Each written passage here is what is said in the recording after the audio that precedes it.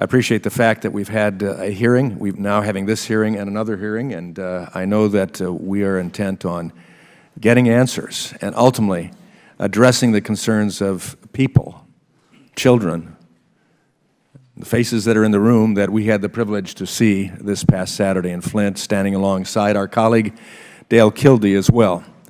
We want answers, but we want action, and ultimately we want solutions. Ms. Hedman, you say in your testimony, I'll reiterate it again, you read it, the bad news is that this problem should have never happened. And looking at the faces of the children, the community members there in Flint on Saturday, they would concur with you as I would concur with you as well.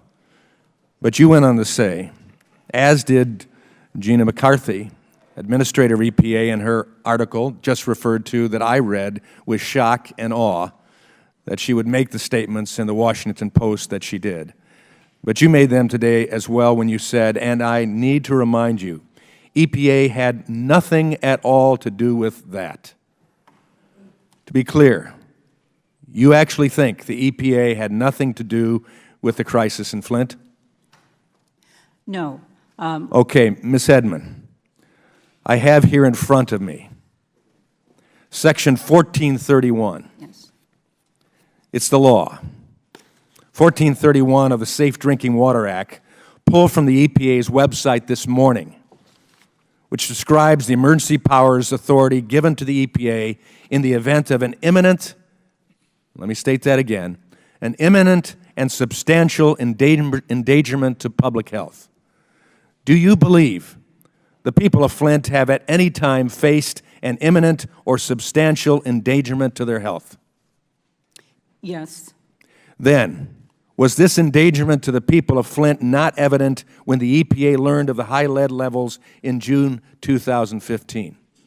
Well, Section 1431 requires that there be both substantial endangerment and that the state fails or the city fails to take action. Well, did they fail to take action?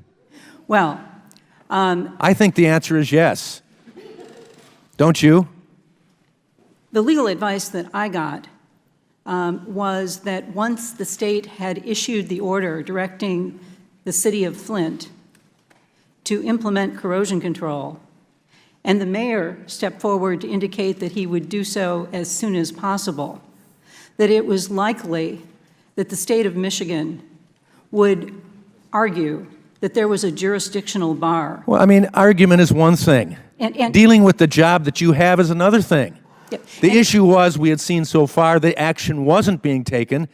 Dr. Edwards and others, community members and others that we've all heard from, thankfully, they pressed it. It wasn't happening. Why didn't the EPA intervene and take control of the situation as soon as it learned of Flint water crisis? This is a crisis to human health. Dr. Edwards, do you think Ms. Hedman's response was adequate? Completely unacceptable and criminal, frankly. How soon should she have taken action according to law and according to human decency as well? I don't know the law, but as a human being, she should have told people immediately. Ms. Hedman, in July 2015, you told Flint's mayor to disregard Mr. Del Toro's preliminary memo that found high levels of lead in Flint's water supply. Why did it take another 5 months for the final report to come out? I never told the mayor to disregard that memo. In fact, if you look at Appendix 3 to my testimony, you'll see what actually occurred during the conversation that I had with the mayor. There's great dispute on that coming across the board. Yes, I wrote the email, and I know what I said. And if we could take the time to take a moment to talk about that, I think we could clear that up. I'm not sure we could. Mr. Del Toro certainly has a different recollection of it, as well as responses to him. And I had the opportunity to talk with him in Flint this Saturday as well.